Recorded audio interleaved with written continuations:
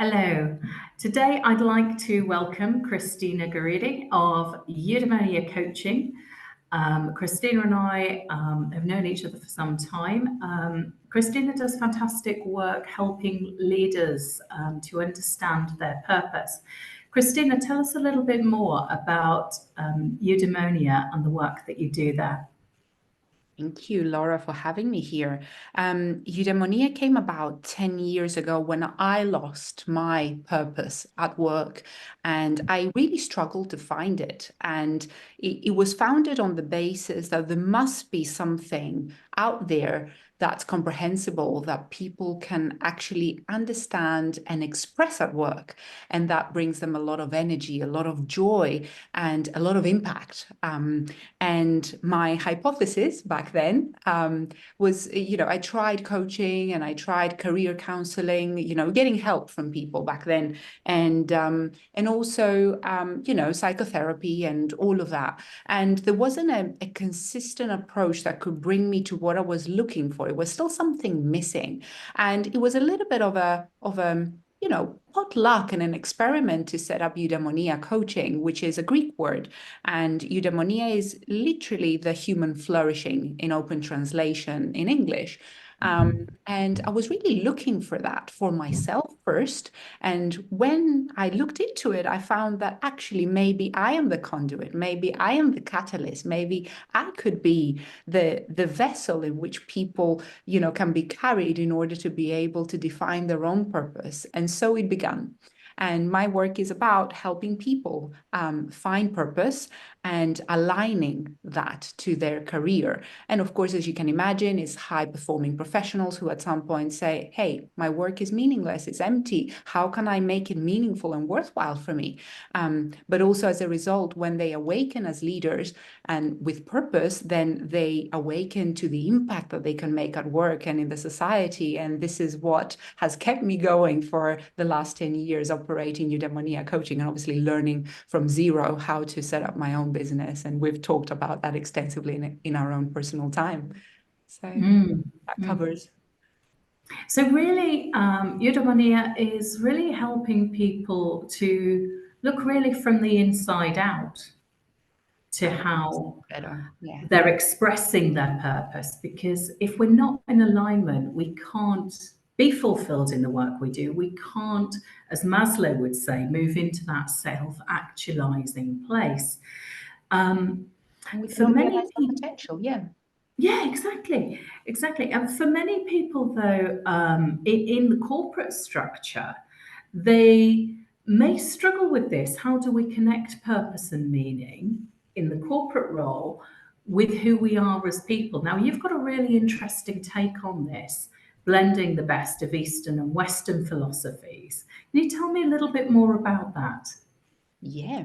Thank you for your question, because that goes back, as I shared a little bit on my own journey, where, I come from Greece. I am an Asian looking woman. I have my Japanese genes from my mother's side. And, I always wanted to come to the UK, have a career, and I pursued that. I ended up in consulting. I loved it. It was, from the outside at least, it was all looking successful.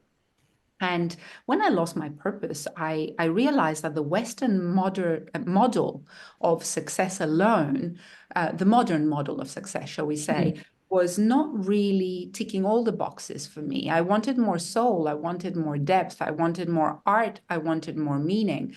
And I had to actually literally take a physical journey back home to Japan, where my family was, in order to be able to immerse myself in that culture and start from the beginning. And I realized eventually, of course, blending the Western and the Eastern philosophy models, that the Stoic philosophy and the Zen Buddhism philosophy are very similar. For whoever has read a little bit more about, I'm not an expert on it, but trying to trace the pieces together, it was actually aligning. And it was really about, I felt the Eastern way of being, although it's copying a lot. I mean, Japan is literally copying the Western, economical model, and society, of course, is geared up for it. But I felt that there was a softness to the Eastern model. It was okay when there was no ego. It was okay when you were starting from the beginning and holding that beginner's soul, as we say, beginner's mind, in Japanese Zen Buddhism philosophy. It was actually a very soft and good place to start. You can always come back to this place. And I felt that eudaimonia, which means being in good terms with your demons, is you can always meet your demons. You can always sit down with them. You can always start that conversation from the beginning. Where have I not met them? Where have I ignored them? Where have I suppressed them?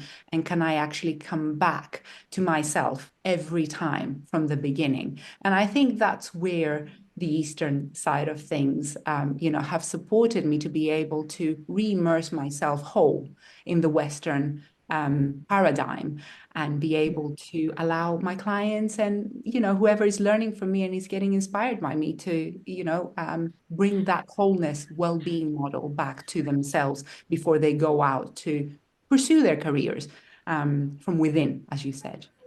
Excellent, excellent. And I think I think you used a beautiful phrase, the beginner's mind. It was actually a phrase I used earlier today with a client. I think when we come at our challenges, wherever we are globally, and actually this was a Middle Eastern client I was working with today, when we come to our challenges with that beginner's mind, with the humility to know that we don't know all the answers, nor are we expected to, that's when we can be more creative and innovative within both organizational and personal solutions. Tell me your experience in the corporate world. As you've said, coming from a mixed background, and I myself have that as well. How did you find the traditional Western structures, particularly in high performing consulting companies, as we all know? They work to a blueprint. How comfortable did you find that? And what do you see as practices that organizations can take on board in order to be more inclusive and allow their people to flourish? Ooh, I love that. Deep question. And if I lose myself along the way, then please do bring me back. Um, Looking back, I think I was more, I was not as aware as I am today. So being 40 years old today and having been on the journey with my own coaching practice, and of course, having seen hundreds of clients throughout with their own, growth, quests as they come to me. I think looking back, I definitely felt that I had to be the one who's flexible. And it's also something that we take a lot of pride in as the British culture. We have accommodated a lot of different cultures within. And I always loved that. I mean, we are a melting pot. And that was the attractive thing. Coming from Athens, as a young woman, I wanted to come to the UK to get exposed to all these cultures. And this is truly unique about the UK. So London specifically has that, and it's beautiful. And it has, I believe, it's a world-class model of how we allow other cultures to blend in, and we are accommodating. But as a woman, and as a woman coming from a Mediterranean background back then, and from a Japanese schooling background as well, I felt, particularly as a woman, I had to be the one to be flexible, to be adjustable, to be the one to mold myself to what the circumstances were. And I think that worked perfectly for about 10 years as I was a consultant, because working with what we used to call the difficult clients, we had to be the ones who had to accommodate the client needs, their requirements. And as a business analyst consultant, that was my pride as well, to be able to mold myself around what's necessary in the circumstances. What I didn't know, of course, and I didn't have the maturity to know back then, and you will relate to this deeply, is that when you do that to the point of, and especially not having a backbone, a very strong backbone of awareness of who I am, I ended up losing myself along the way. And I mean, it's not surprising to you that when I hit 30, I was like, what am I doing here? What's my purpose? What's my impact at work? Is this it? So I can clearly see that this was a natural result of inclusion, of me trying to fit in to what the culture was, what the context was. And it always had to be, as a default, me who had to change in order to be able to meet the needs and please the others. Now I can see that clearly. But back then it was a pride. But along the way, I lost myself. Yeah.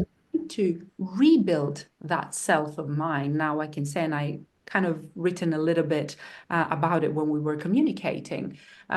It's about, it's very dangerous to ignore the fact that, okay, by inclusion, we don't try to make everybody the same.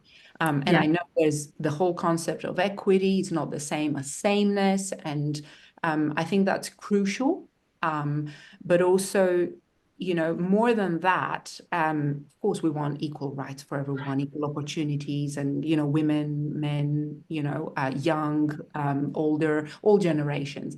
But I think this can be overcome if we are able to cultivate belonging at work and in the corporate context. And I think a lot of leaders are aware of this, but without the support of coaching. I think coaching is a wonderful intervention and facilitation in a workplace to be able to create that sense of belonging, because I don't think inclusion is possible without creating that belonging. And it's at cultural levels, it's at gender levels, it's at a lot of different nuances that we need to incorporate depending on the blend of people we have. So Yeah, I think I look back to my time in the corporate career, and I think the thing that gave the sense of belonging, because I can look at companies that try to do this, and they might do it by, there might be a style of dress, you might see it, like, particularly if you're working in the City of London, very much a lot of people coming from the same mold, from the same universities.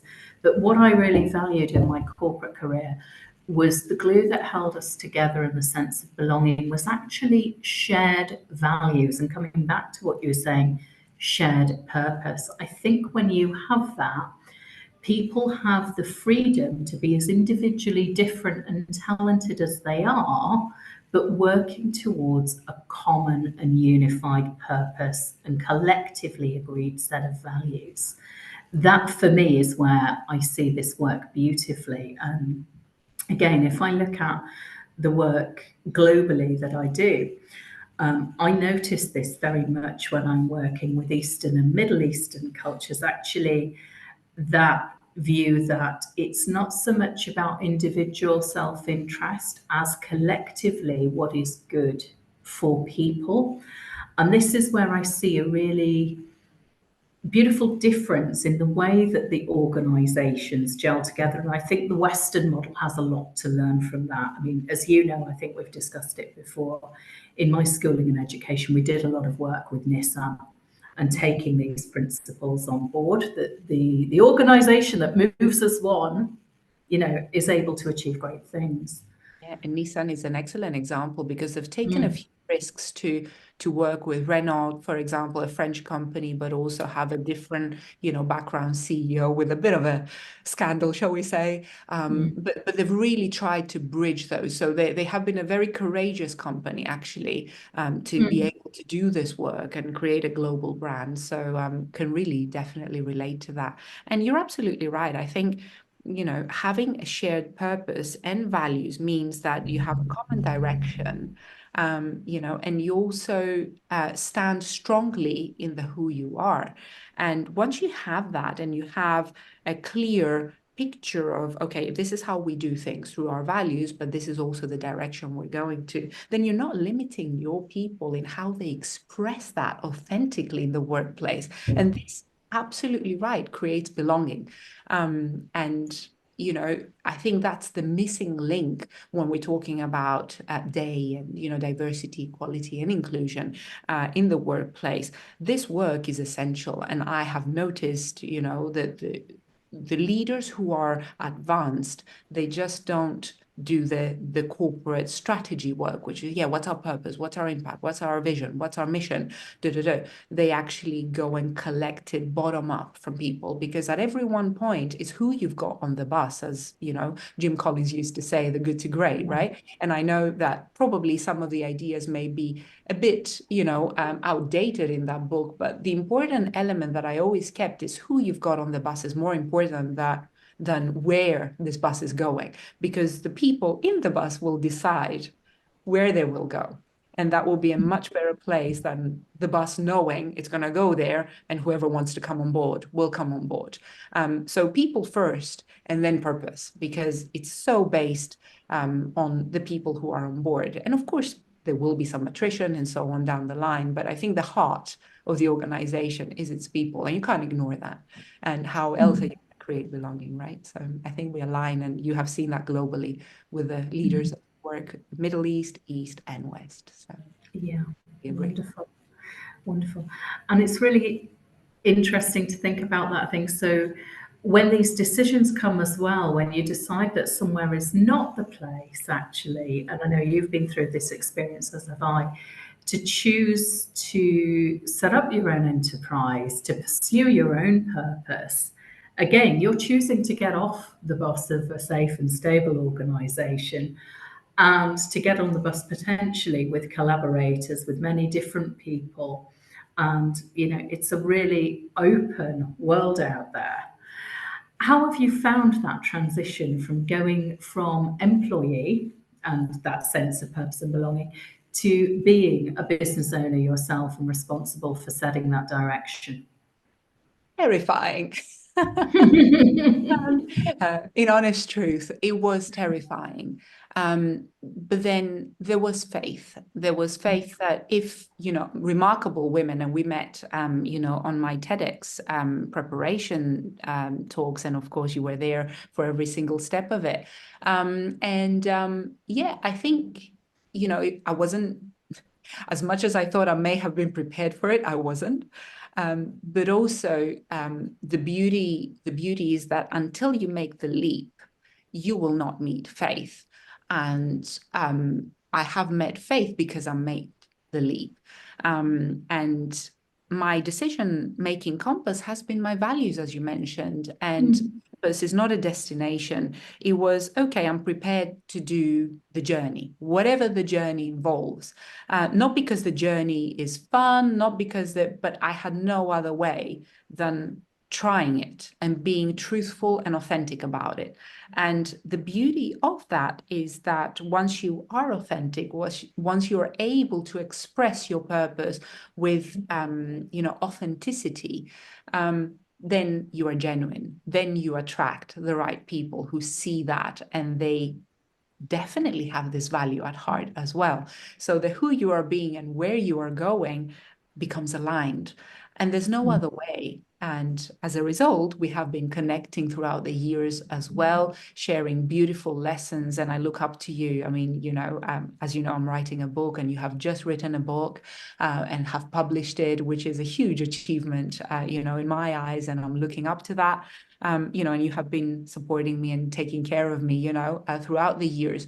And I think this is invaluable. This is invaluable. It doesn't mean it doesn't happen in the corporate, but it can happen in the corporate too. And I think that's my main message as well, that for me, it had to be this way. But it's not always a given that we have to leave everything behind, and that, organizations are not necessarily going to allow us to express fully. I think organizations definitely hold the power to allow us to express fully. And hopefully, as long as we know and we have a backbone of who we are and where we're going, and definitely organizations can be part of the journey. Oh, absolutely. Absolutely. I mean, again, I look back to my experiences, and I'm still in touch with some of the people who were mentors back in my corporate career, and the encouragement, the persuasion, even since I've come out and pursued my own things, the connections and the support that they've given has been invaluable. And I think actually talking about inclusion, and as we're doing this on the themes of International Women's Day, it is that responsibility for everybody that's coming through, whether it's as a business owner, an entrepreneur, or as somebody climbing the corporate ladder and coming to positions of influence, it is a responsibility to be mentoring, to be supporting, to be guiding. Now, tell us about the projects that you've been working with female entrepreneurs, particularly Christina. Yeah.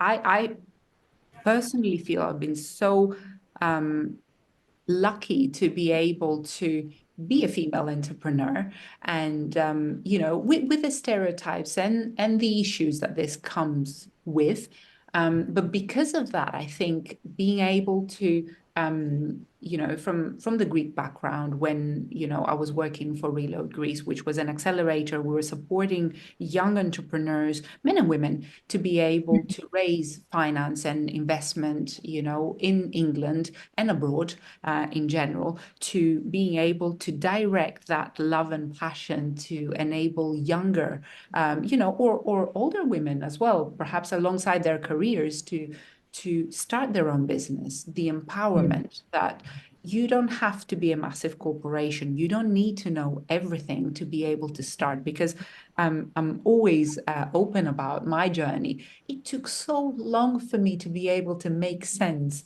of my business model, of my niche market, of the product market fit, the pricing. It took me years to be able to be cash positive, let alone break even. And it's an invaluable experience that I had, that I can bring, all the learnings. I've made every possible mistake because I had no background in business, right? In running my own business. And although I've been to business school, as I say, my business school was geared up for me working in bigger corporations, where those little things like the cash flow, the little bits about how do you do your marketing as an individual, as a personal brand, these things never even featured in my vocabulary until I had to do it for myself. And I had to find out how to do it there and then, as I was failing every day. And I think, that experience is absolutely essential for me to be able to make it okay for others to take that time to start alongside something else. And this is probably the most rewarding part of doing what I'm doing, to be able to give back to women. And I think there's so many stereotypes. And coming back from Japan, although I said, the culture is very much softer than the Western, but very much stricter where it comes to male and female roles. You probably have enough experience to know that, Eastern culture in general wants women at home. They have to be pretty, they have to operate in a certain way, and so on. And I feel that it was quite a strong culture there of, okay, women don't try things, women have to fit in, the box that we put them in. They have to be good wives, they have to have children, they have to be caring, and to not fit any of that is quite anathema, right? It was interesting, some of the comments I was getting back from other people. It's like, oh my God, you're running businesses. Really? Like, is that you who's doing it? Or is it your husband who's rich and you're just helping out? And little things like that. I think, it kind of reminded me the importance of instilling that confidence in women. And the more role models we have, like yourself, like the other women that I've seen you interviewing, who are running their own businesses, not to the level that we are used to necessarily global corporations, but why not? But even smaller, day to day. There's so many women running businesses out there, and we need to see them. We need to understand what's going on in the background. We need to share some of the lessons and decisions we're making in order to be able to normalize that. There's so many women out there running beautiful businesses that probably will never get the limelight because it's not attractive, it's not big enough, it's not corporate enough, it's not flashy enough, but they are the backbone of an economy and feeding families and creating potential. And there's so many women who need flexible hours, and I am an employer of women, and they have children, they're raising beautiful strong children, and they need the flexibility, and I am a proud employer of women. So absolutely. Yeah, yeah. And I think I've absolutely seen that in the years I've been involved with entrepreneurship in the UK.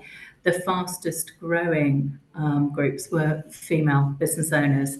And that is specifically, around the area of when women start families.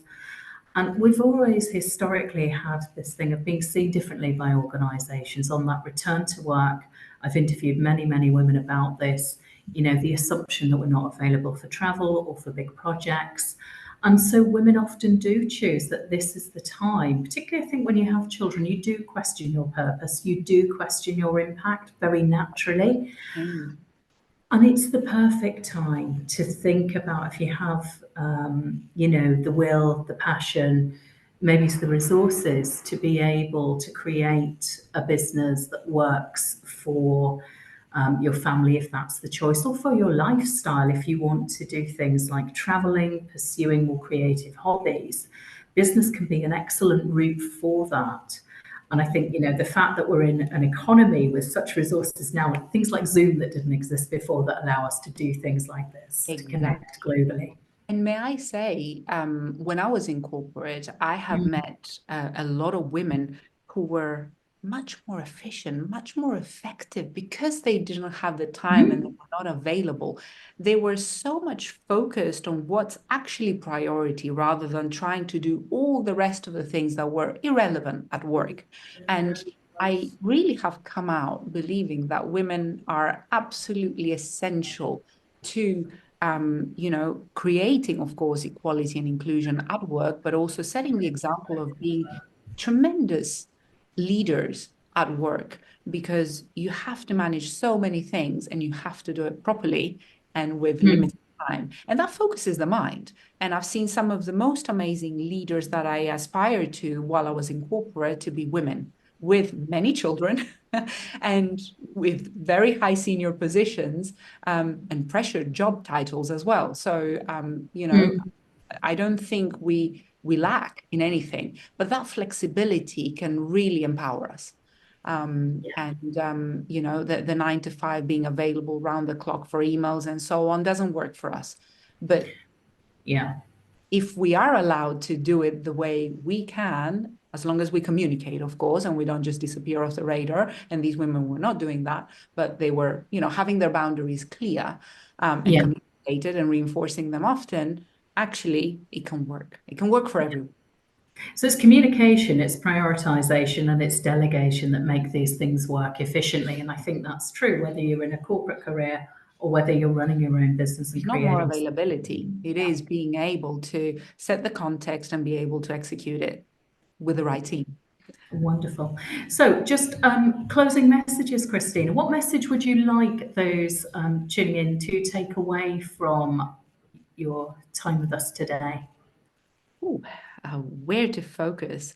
Um, I think for me, the message would be to create a place of belonging at work. And as leaders, we are all leaders at any level, is being able to create that with our peers, with our managers, and people who we're not necessarily directly involved with, but friendships at work are important, and being able to share essential information to support each other, to create that inclusion, the untaught methodologies, the humanity and the humility, as we started our talk with, the ability to say, look, I don't know what you're going through, but tell me. I don't know how it is for, a gay man to be at work and, having to, kind of perhaps dress in a certain way to not attract attention. I don't know what it means, for a mother to be able to, when meetings are happening after hours, to not be able to participate. How does that feel? Just that ability and curiosity and humility to actually say, you know what, I'm not going to make an assumption. I'm actually going to ask you. I think that would be my message of how to create belonging at work, and start actually bridging the gaps that we have, because it's not the differences that keep us apart. They actually bring us together. And I wish, we are both of mixed background, and we never thought, right, that one is not the other. It can coexist so beautifully, first of all within us, but also outside us. And that's what makes it interesting. If it's homogeneous, there's nothing to engage with.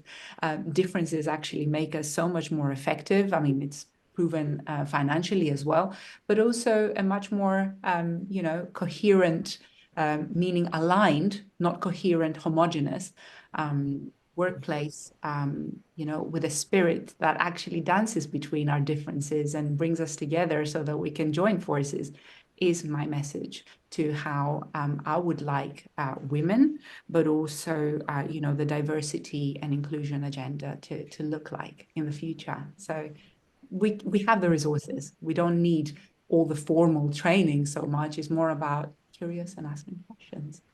Yeah, as you say, curiosity and creating conversations. Well, thank you so much for your time today.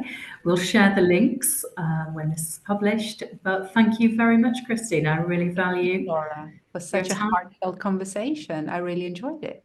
Beautiful. Thank you so much.